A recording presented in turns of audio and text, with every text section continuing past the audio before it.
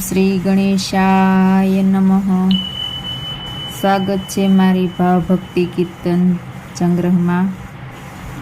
તો આપણે ચૈત્ર મહિનામાં ઓખારણ સાંભળવાનો ખૂબ મહિમા છે। જે કોઈ લોકો આ મહિનામાં ઓખારણ સાંભળે છે તેને તાવતરિયો આવતો નથી, ભૂતનો ભણકારો પણ થતો નથી। તો આપણે આજે અલગ રીતે કથા વાર્તા રૂપે આપણે આ ઓખારણ સાંભળવાનું છે। તો જરૂર તમે સાંભળજો અને પસંદ આવે તો લાઈક, શેર અને સબસ્ક્રાઈબ જરૂર કરજો।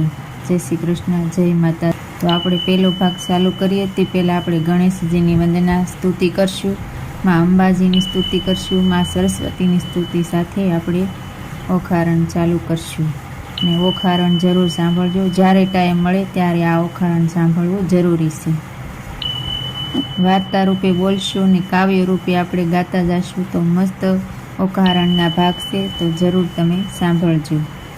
એક નામ મુજને સાંભળ્યું શ્રી ગૌરી પુત્ર ગણેશ, પાર્વતીના અંગથી ઉપજ્યો તાત તણો ઉપદેશ। ચિંદુરે ચણગાર સજિયા ને કંઠે પુષ્પના હાર, આયુધ ફરસી કર ધરીને હણિયા અચુર અપાર। પેલા કરમાં જળ કમંડળ, બીજે મોદિકા હાર, ત્રીજા કરમાં ફરસી સોહીએ સોથે રે જપમાળ। સાલો ચહિયરો દયરે જઈએ, પૂજીએ ગણપતિ રાય, મોટા લીજીએ મોદક લાડુ, લાગીએ શંભુ સૂતને પાય। દેવી અંબિકાની સ્તુતિ। આદશક્તિમાં અંબા પ્રગટ્યા, જ્યાં પવન નહીં પાણી, સુરનર મુનિ જન સર્વ કળાણા, તું કેમ ન કળાણી। તારું વર્ણન કઈ પેર કરીએ, જો મુખ રસના એક, સહસ્ત્ર ફેણા શેષનાગને માં તોય ન પામ્યો ભેદ। જુજવા રૂપ ધરે જગદંબા, રહી નવખંડે વ્યાપી, મહા મોટા જડ મૂઢ હતા, માં તેની દુર્મંતી કાપી। તું તારા ત્રિપુરારાને તોતળા, નિર્મળ કેસ રંગ રાતી, બીજી શોભા શ્રીમુખ કહીએ, રચના બની બહુ ભાતે। હંસાવતીને બગલા મુખી, અંબિકા તું માય, ભીડ પડે તમને સંભારું, કરજો મુજને સહાય।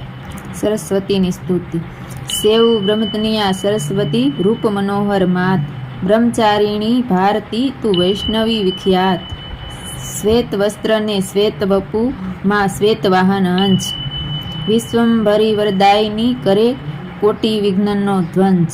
દુહા ગાથા ને કવિત કથા, ચંદભેદ ને નાદ, એ તરંગ તારા સરસ્વતી, સે શબ્દના સ્વાંત। ઓખારણ બાણાસુરનું તપ। ભગવાન શ્રી કૃષ્ણને 8 પટરાણીઓ હતી, તેમાં સૌથી મોટા રૂક્ષ્મણી હતા। રૂક્ષ્મણીના પુત્રનું નામ પ્રદ્યુમન અને પ્રદ્યુમનના પુત્રનું નામ અનિરુદ્ધ હતું। બ્રહ્માજીએ જ્યારે સૃષ્ટિની રચના કરી, પોતાના સંકલ્પના બળે મરીષિને ઉત્પન્ન કર્યા। મરીષિને ત્યાં હિરણ્યાકશ્યપ અને હિરણ્યાકશ્યપને ત્યાં ભક્ત પ્રહલાદનો જન્મ થયો। પ્રહલાદને ત્યાં વિરોચન અને વિરોચનને ત્યાં બલિરાજાનો જન્મ થયો। બલિરાજાના મોટા પુત્રનું નામ બાણાસુર હતું। બાણાસુર શિવના પરમ ભક્ત હતા। તેમની રાજધાની શોણિતપુરમાં હતી। એક દિવસ તેઓ દાનવગુરુ શુક્રાચાર્ય પાસે ગયા અને કહ્યું, ગુરુદેવ, મને આ નાનકડા દાનવ રાજ્યથી સંતોષ નથી અને કદાચ હું મારા બળ વડે પૃથ્વી ઉપર વિજય મેળવું તો પણ મારા મનની ઈચ્છા અધૂરી રહે। મારે સમગ્ર ભૂમંડળ પર સત્તા સ્થાપી, ત્રિલોકમાં હાહાકાર મચાવવાના કોટ છે। હું શું કરું તો મારી ઈચ્છા પૂર્ણ થાય? બાણાસુરની વાત સાંભળી શુક્રાચાર્ય બોલ્યા, ગંગા તટે જઈ તપ કરો, ઉપાસો મહાદેવ, ભોળા શંભુ પ્રસન્ન થઈ વર આપશે તતખેવ। શુક્રના વાયક સાંભળી થયો બાણમન ઉલ્લાસ, તપ કરવાને સાલિયો મન ધરી વિશ્વાસ। કૌભાંડ નામે મોટો મંત્રી, તેને સોંપ્યું પુરનું રાજ। કૈલાસ નિકટ ગંગા તટે જઈ તપ કરે અસુર, આસનવાળીને તાળી લગાવી, જપે ભોળા દઢ મન। 7 વર્ષ એમ વહી ગયા, ઉધય વળગી તન, વૃષાસિતને ગ્રીષ્મ વેઠે, ઓઢવા અવનીને આભ। શ્રવણે સુગ્રીએ માળા ઘાલ્યા, મસ્તકે ઉગ્યા ડાભ।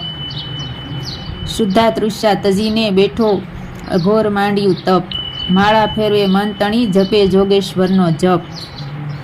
આ પ્રમાણે બાણાસુરનું ઉગ્ર તપ જોઈ દેવાધિદેવ મહાદેવ પ્રભુ પ્રસન્ન થયા અને પાર્વતીજીને કહેવા લાગ્યા, એવું તપ જોઈ બોલ્યા ત્રિપુરારી, તમે સાંભળો પાર્વતી નારી, એને તપે ત્રિલોક બધું ડોલે, બાણાસુર ન બોલાવ્યો બોલે, તમે કહો તો એને વર આપું ને હું સત્ય વસન કરી થાપું. વળતા બોલ્યા પાર્વતી રાણી, મારી વાત સુણો ચૂલ પાણી, દૂધ પાઈને ઉછેરીએ સાપ, આગળ ઉપજાવે સંતાપ, ભેદ ભસ્મા ગંધનો લયો, વર પામીએ પૂઠળ થયો, વર રાવણને તમે આપ્યા તેણે જાનકી નાથ સંતાપ્યા, પછી સિંહ શિખામણ દીજે, ભોળા રૂડું ગમે તે કીજે. વળતા બોલ્યા શ્રી શિવરાય, તમે સાંભળો ઉમૈયાય, નારીની પાનીએ બુદ્ધિ તમારી, વર આપતા ન રાખીએ વારી, હું તો ભોળાનાથ કહેવાવ, હવે કપટ કેમ થાવ.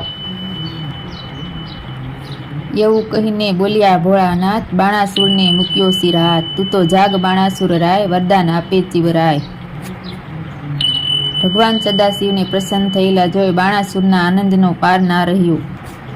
તે બોલી ઉઠ્યો, પ્રભુ દેવાધિદેવ, જો આપ મારા ઉપર પ્રસન્ન થયા હોય તો મને 1000 હાથ આપો અને એક હાથમાં 1000 હાથીનું બળ મૂકો. ભાગ 2. બાણાસુરને વરદાન. બાણાસુરને તથાસ્તુ કહી શિવજીએ વરદાન આપ્યું. શિવજીનું વરદાન મળતા બાણાસુર સ્વચંદ સઢી ગયો. તેણે ત્રિલોકમાં હાહાકાર મચાવી દીધો. ઘડીમાં તેણે સમગ્ર પૃથ્વી ઉપર પોતાનો અધિકાર જમાવી નાગલોક ઉપર વિજય મેળવ્યો. નાગલોક ઉપર વિજય મેળવી તરત તેણે સર્વગ ઉપર આક્રમણ કર્યું. સર્વગના દેવો શિવનું વરદાન પામી ચૂકેલા બાણાસુરને જોઈ ચારે દિશાએ નાસવા લાગ્યા. હવે તો સ્વર્ગ ઉપર પણ તેણે વિજય પ્રાપ્ત કર્યો. હવે શું કરે?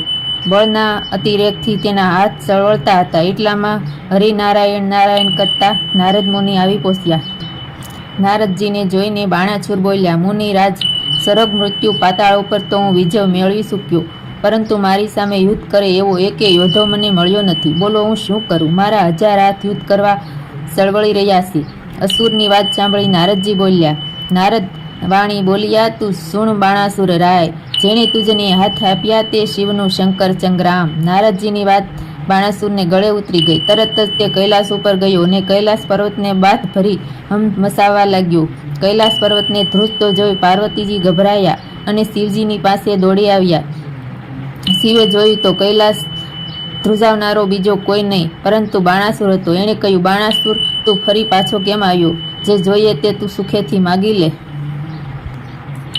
રાય કહે, પ્રભુ, પ્રથમ તમે આપ્યા સહસ્ત્ર હસ્ત, તે ભુજબળ મારું કોણી ન ભાંગ્યું, મેં જીત્યા લોક સમસ્ત. સ્વામી બળ આપ્યું તો જોધો આપો, એ માગવું છે મારે, તમે વઢો કે વઢનાર આપો, જે મારો મદ ઉતારે. ત્યારે રીસ સઢી ઈશ્વરને, તું માગતા સૂક્યો, તારા ભુજનો ભાર ઉતારશે ત્રિલોક પૂજ્ય પુરુષ. ધીરજ ધરને અસુર જરા, તું યોદ્ધો તુજને મળશે, તારી પુત્રીનો વડસસરો તારા ભુજને હરશે. થળથી સેદીને કર તારા કટકે કટકા કરશે.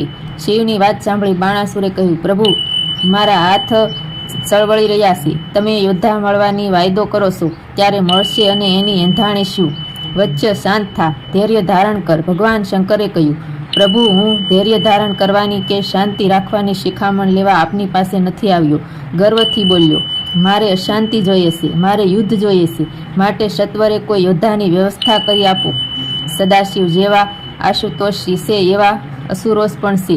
બાણાસુરના ગવિષ્ઠ વસનો સાંભળી તેમનો ક્રોધ ભભૂકી ઉઠ્યો. તેઓ બોલ્યા, બાણાસુર, તું હાથે કરીને યુદ્ધ માગે છે